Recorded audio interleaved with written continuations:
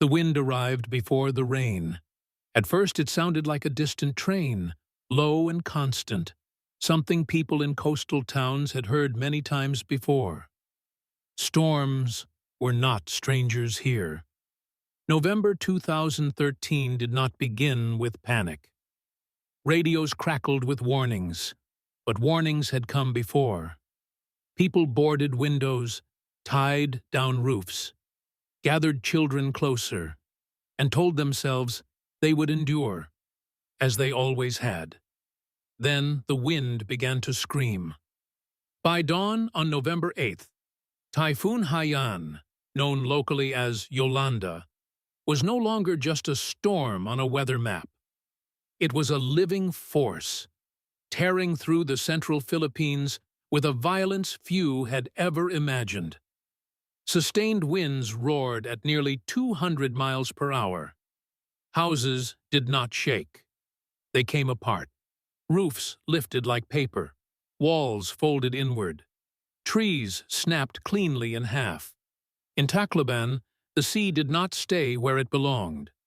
The water pulled back first, just for a moment, exposing the ocean floor. Some people watched, confused. Then the storm surge came.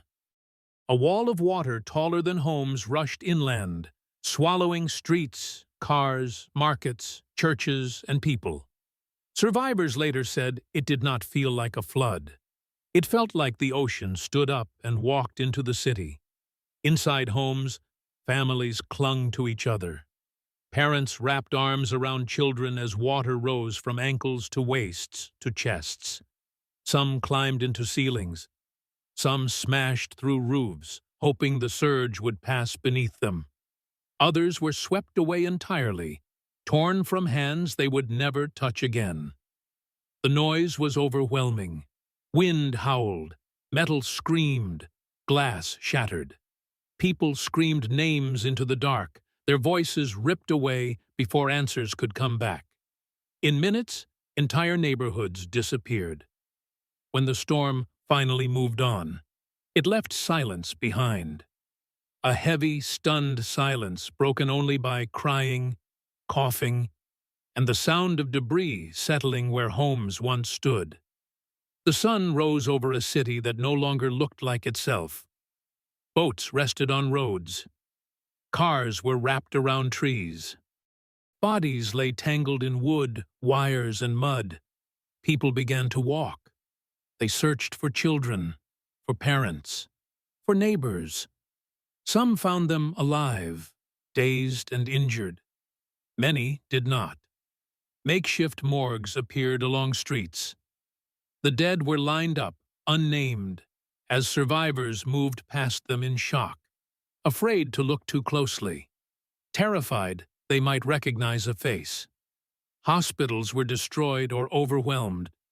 Doctors worked without power, without enough supplies, sometimes without walls. The injured kept coming, cuts turned septic. Broken bones went untreated.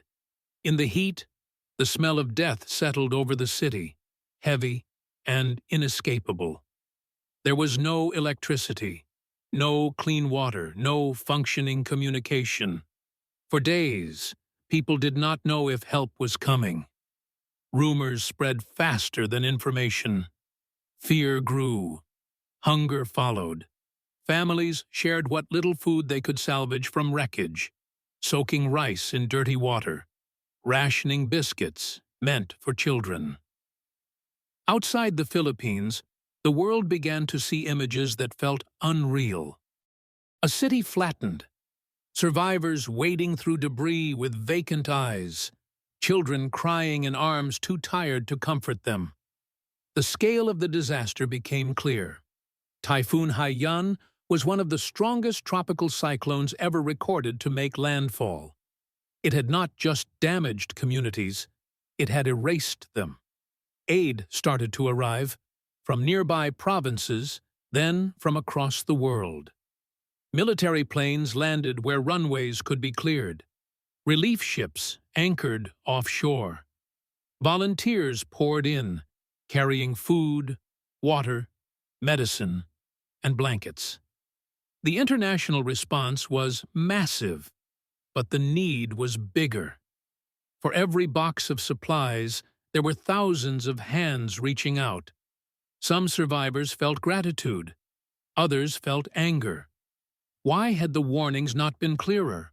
Why had storm surge not been explained as a wall of water? Why were so many still missing? Why did help take so long to reach the poorest areas? Grief did not arrive quietly. It demanded answers. In evacuation centers, families slept shoulder to shoulder on concrete floors. Privacy disappeared. Trauma lingered. Children woke screaming from nightmares of rushing water. Adults stared into space, replaying the moment they lost someone. Some refused to speak at all. And yet, amid the devastation, small acts of humanity surfaced everywhere. Strangers shared meals. Neighbors dug through rubble together. Volunteers worked until their bodies gave out.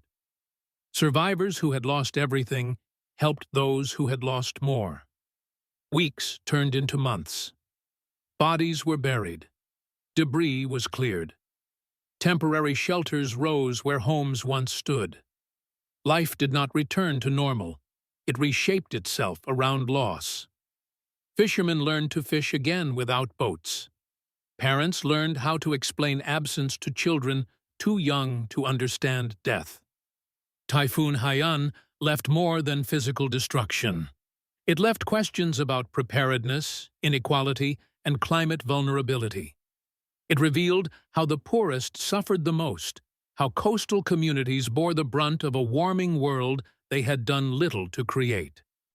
It forced the Philippines and the world to confront uncomfortable truths. For many, Yolanda never truly ended. Every strong wind still tightens the chest. Every heavy rain brings back the sound of screaming metal. The memory lives in rebuilt homes, in empty chairs at family tables, in photographs rescued from the mud. But it also lives in resilience, in cities rebuilt stronger, in warning systems improved, in communities that refused to disappear, in people who survived the impossible and chose to keep living anyway. Typhoon Haiyan was not just a natural disaster. It was a human story, of loss on an unimaginable scale, of suffering witnessed by the world, and of endurance that could not be washed away. Because when the water receded, what remained was not just ruin. What remained were people, still standing, still remembering, still rebuilding.